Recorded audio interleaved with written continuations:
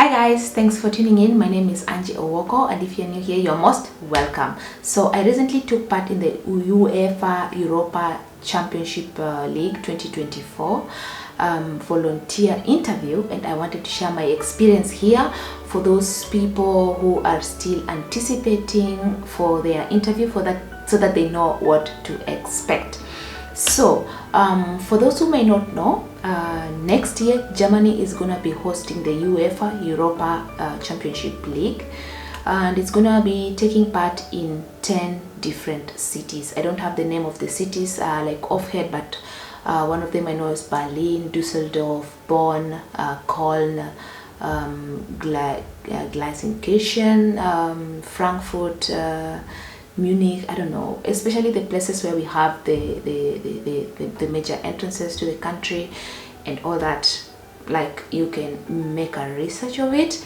So yes, they're going to be hosting the championship in 10 different cities, and for this championship then they require 16,000 volunteers to support the program, and that means out of the 10 different cities, then every city requires 1,600 volunteers for various different roles that are going to make up the entire program. So how did I even come up with this concept? I was looking for volunteer programs because I wanted to help somebody that is still in Kenya, like for just like pathways that they can use to come to Europe, maybe for visit or whatever.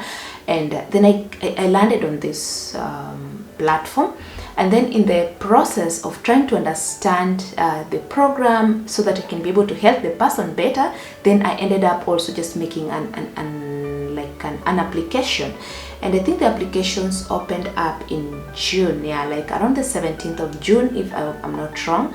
And they were running up to, not necessarily, don't want to say that the applications were closed at the end of June, but according to the timeline that they put for the program, the interview process was supposed to begin at the beginning of July this year. That's why I made the assumption that maybe there is a very limited time frame to make the application. But from what I understand is that it is still possible for somebody to put forward an application even at this point, because it is not yet closed. I just checked the other day, it is still open. But just keep in mind that so many people have already put forward the applications. Maybe this year they received so much more applications than the previous years, because people are becoming more aware of these channels, these platforms, maybe through social media and even a platform like this one, and people are getting more interested. So the criteria for application is actually that you're supposed to be at least 18 years, and even if you're not 18 years yet, but at least by the time that the championship begins around April next year, then you need to have attained 18 years of age. And they also require that you have some knowledge of English and German. And I know that there are some people who applied or made an application without any knowledge of German. How that is gonna go, I don't really know, but I'm just gonna tell you based on what I went through, like my experience with the interview process, like really what to expect, especially with your level of proficiency in these languages. So I'm just gonna make a reference to my phone on emails when I received the invitation, actually, because actually even for me, as I already mentioned, according to the timeline that they put during the application process, the interviews were supposed to start on like from July. So when July went by and I didn't hear anything from them, and then there was August, I didn't hear anything from them, and then there was September, I was like, maybe I wasn't considered, so it's not that bad. I mean, if you're not considered, you're not considered. And then precisely on the 3rd of September, actually, then I got this email that actually reads UEFA Euro 2022 volunteer program invitation for an online interview. And it reads, hi Angela, thank you for your interest in the UEFA Euro 2022 volunteer program. Great news, we would like to invite you to an online interview for the UEFA Euro 2024 actually volunteer program in Düsseldorf, because I actually applied for Düsseldorf. It only made sense for me to apply for Düsseldorf because it is in close proximity to where I am, and you need to take in mind that the volunteer program actually runs for several days. You have to commit yourself to several days, not a one-time thing. And it will be easier for me to commute to, because I already work in Düsseldorf. I'm already working in the environments of Düsseldorf. So for me, it was just the practicality of it. That's why I chose that city. So it says, if you are still ready to take on the challenge and become a UEFA Euro 2024 volunteer, you can now choose from a range of dates and timelines for your interview. Please log into your volunteer portal and pick the most convenient day and time within the next 7 days.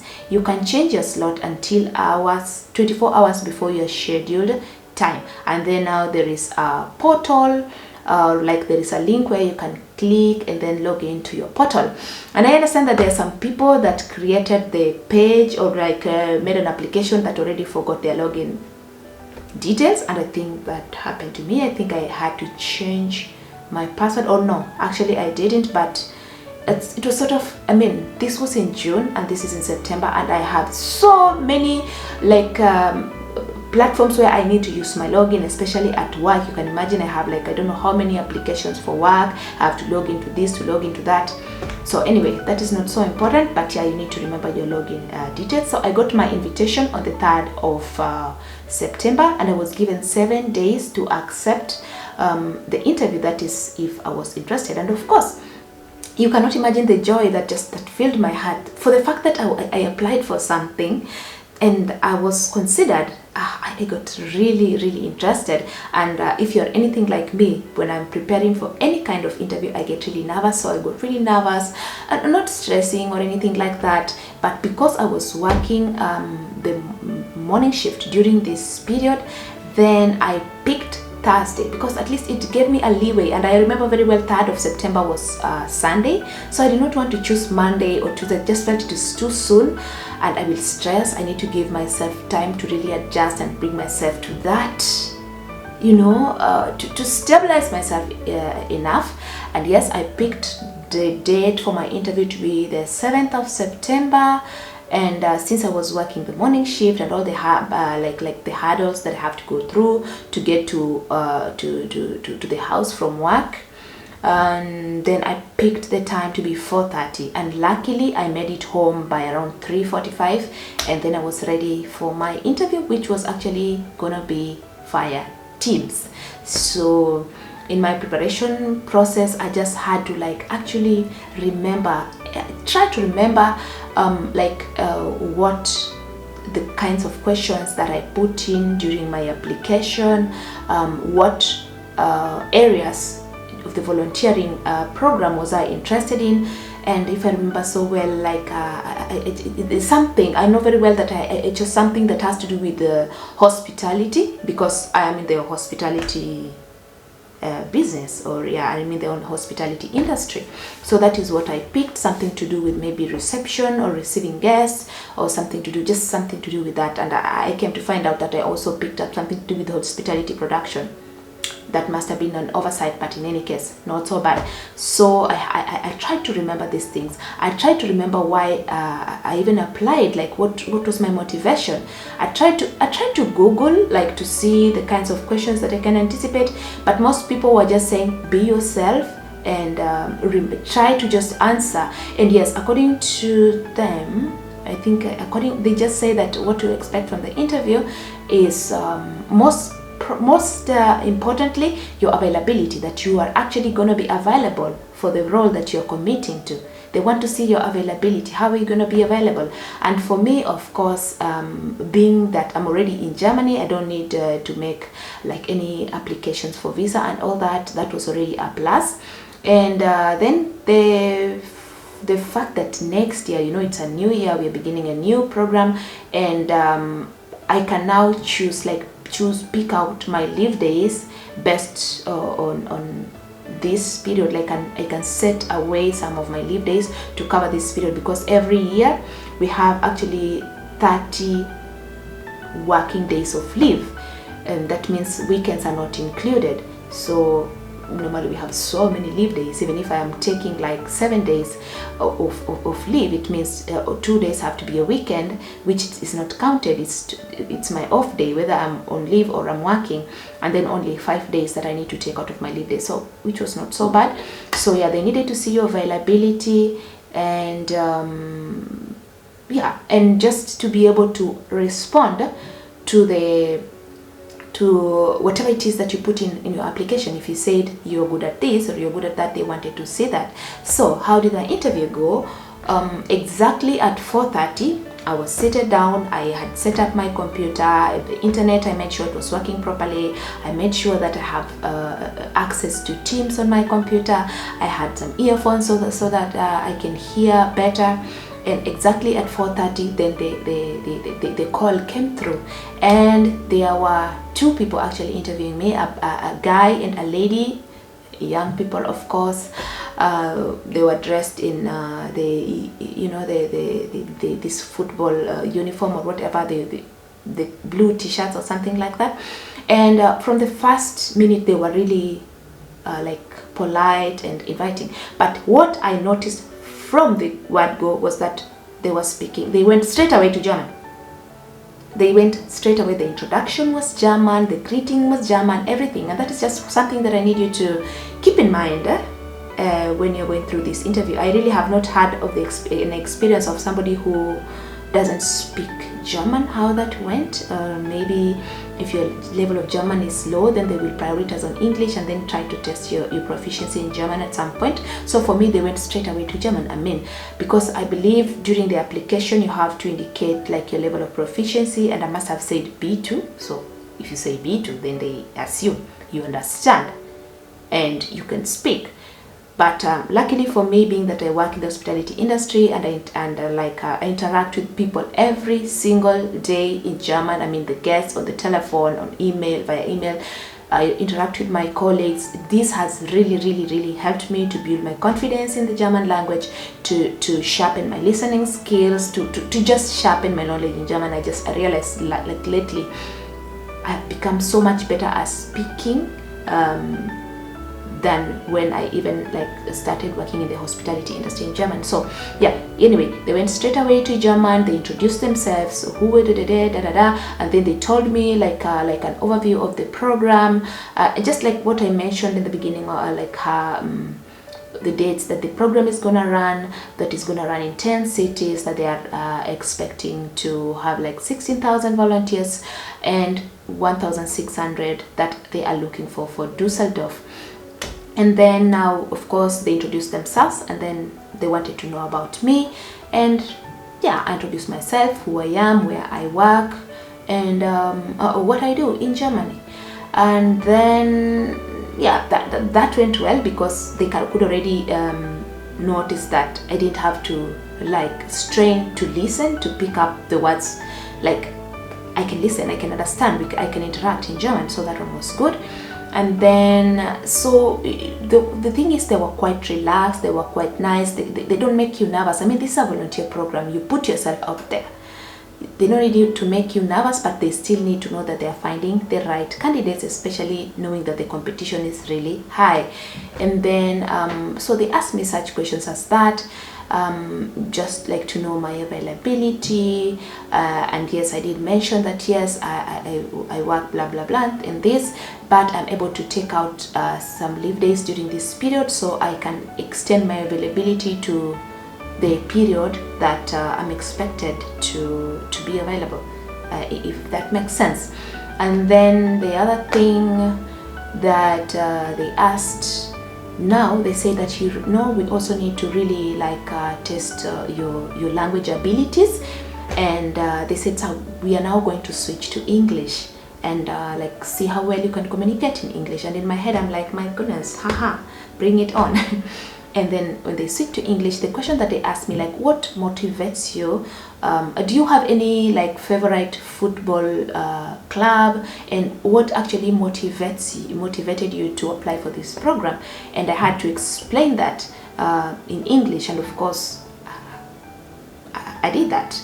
and I believe I did to the best of my knowledge. And I was even speaking too much, you know, like me, I have this bubbly personality, which they even mentioned. I said, oh, but you have quite a bubbly personality, you have good communication skills, so that is something that we like. So just a tip, like be confident and just show that you can communicate with ease.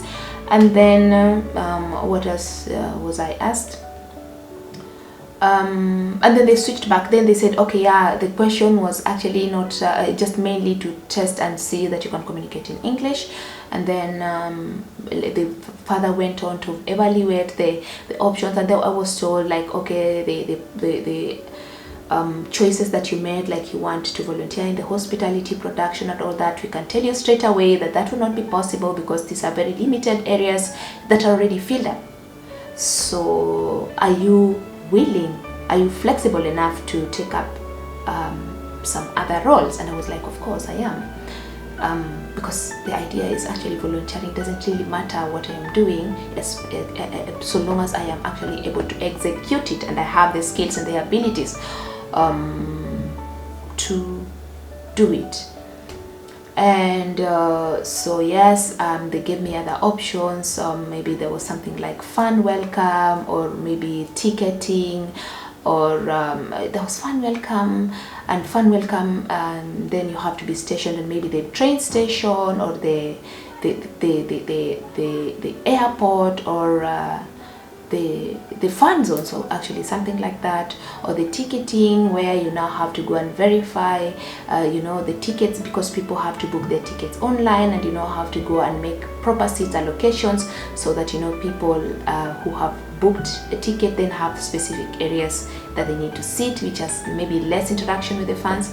But all that, I was given the options, and then given asked to prioritize, like on a scale of 1 to 3, which one do you prefer most, to the list, and all that and all that. And yeah, basically that was it. You just need to actually answer the questions and actually be able to show your language abilities. And I think it's really important that you be able to communicate in both languages, because they clearly indicated that the languages that they need are both German and English. So my guess is that people who actually have these language abilities have a higher chance of getting called or invited for an interview, rather than somebody who can only speak English and can barely understand German. But again, this is actually depending on the kind of position that you applied for.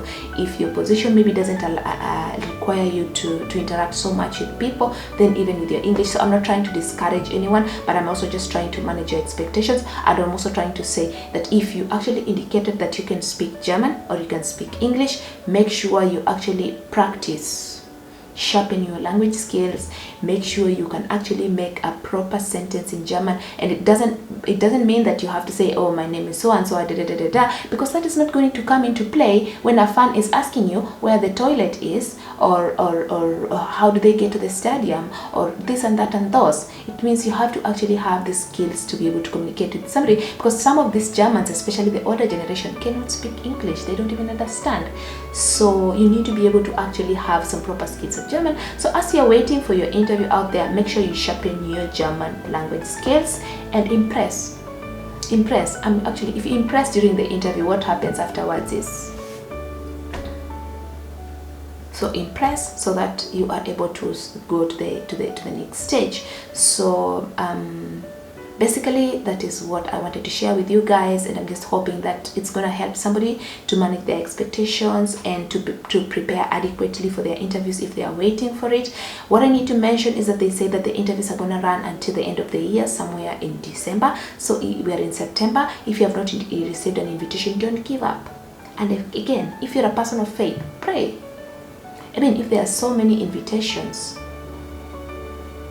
it's gonna be like, it's not a matter of, by the way, it's not a matter of first come first served, but it's just a matter of who actually meets the requirements better. So somebody can actually put across an application today and is considered and even invited for an interview in the next coming weeks, just because they are better suited for the position that they applied for, and they are well prepared even when they were making their application. So if you still want to apply, go for it, but you stand a better chance if you can speak German to A2, I can say that, A2, that you can really actually express yourself or actually a strong A1. Don't be discouraged. So if you have any questions, feel free to drop them in the comment section down below. If you haven't subscribed to this channel, I'm inviting you to do so. Welcome to my space. I post videos about life in Germany, living in Germany, and everything about Germany that just surrounds my life. Hope you enjoyed this video. Do not forget to like, comment, share, subscribe, and I will see you on another video.